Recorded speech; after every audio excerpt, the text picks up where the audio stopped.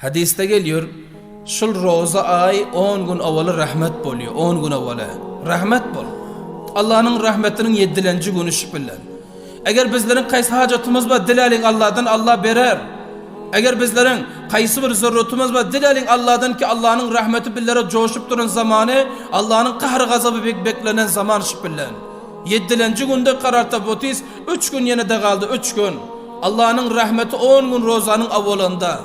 Ondan sonra 10 ortası Allah'ın bendelerin tövbesini kabul ediyor, mağfiret günler. Bizler her kança günah eden bolsak, hata eden bolsak, Allah'ın beraberine eğer bizler yüzlerimiz karaldan bolsak, onda 10 ortada eğer bizler tövbe etsek Allah fauran kabul ediyor. Başka vakitlerde hem kabul ediyor Allah Teala ama roza ayda tezrak kabul ediyor dedim ben. Ve 10 ahire insan özünü cehennemden halas etmek, dozaktan halas etmek zaman.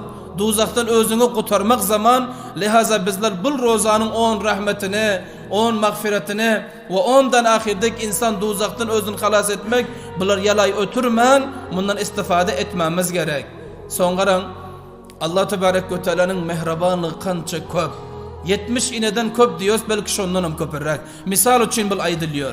Allah Tebarek ve Teala Müslüman bendesine, batakva bendesine, salih bendesine ku şu andaza mehraban ki on sonra oturma. Ama Allah Tebarek ve Teala günahkar bendesine kança mehraban. Allah Tebarek ve Teala yüzünü karaldan bendesine kança mehraban. Bendeyi ki günlerde beste günah edip oturan, giyiciler günah edip oturan Allah Teala şu bendesinden kabul edip otira. Musa Aleyhisselatü Vesselam bir gün diyor Allah'tan sordu. Aytti ki ey kainatın Rabbi dedi. Sana dedi bir yakşı benden kıygarsa ya Allah de kıygarsa sen ne edip cevap veriyorsun dediler. Allah Tebarek ve Teala etti. Menin yakşı bendem zamanı ki men çağırsa men onun beraberinde diyor ki lebbeyk.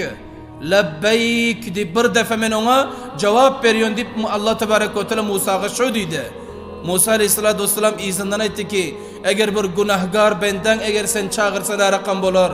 Bir bende ki yıl 6 ay günah eden, bende ki zinaga müptela olan, bende ki beçebazlığa müptela olan, bende ki oğurluk eden, bende ki şarap içen, bende ki ayıpcuyu, gıybetu, bohtanu, ana bu zatlar eden bendeki günahkar, ayaktan takka kelleçil günaha gark, ana şu bende sana kıygarsa sen ne cevap veriyorsun diye bilen, Allah Tebarek ve Teala ettik ey Musa, zamanı ki menin deydi, bir günahkar bendem kıygarsa, bir mücrim bendem kıygarsa, yürekten kıygarsa ise ki ya Allah deyse men onun beraberinde ne diyorsun? Lebbeyk, lebbeyk, lebbeyk.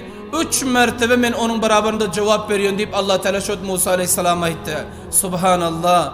Musa Aleyhisselatü Vesselam'a etti ki Parverdigara ey tamam mahluku yaradan Huda zamanı ki bir yakşı benden kıygarsa Allah deyip sen bir mertebe lebbeyke diyecek ekenin. Ama günahkar bende, fasık bende sana kıygarasa eğer yürekten sen ona 3 mertebe lebbeyke diyeceğinin illet name diyen pillen Allah Tebarek ve Teala ettik ey Musa dedi. Yakşı amel edip yürün bende öz ameline ışanıyor. Namaz okuyun bende öz namazını ışanıp bana kıygarıyor. Roza tutuyorsun bende öz rozasını ışanıp bana kıygarıyor. Kur'an okuyun bende öz Kur'an'ını ışanıp bana kıygarıyor. Hizmet ediyorsun bende hizmetini ışanıp bana kıygarıyor. Şunu azrak tek edip son bana kıygarıyor dedi. Ama benim mücrim bendem, günahkar bendem, hatakar bendem, yüzünü bana görkezmeden uyuluyor, bana kıygarmadan uyuluyor, utanıyor, korkuyor. Ana şu divan bolsa bana kıygarıyor, hiç ona menden başka zadı yok. Ne namaz sayı, ne roza sayı, günahlara gark bolup yören, menden başka ona hiçbir zat yok. Lihaza fakat ve fakat bana tek edip bana kıygarıyor dedi. Şunun için ben 3 mertebe lebbeyke deyip aytıyorsun dedi. Subhanallah.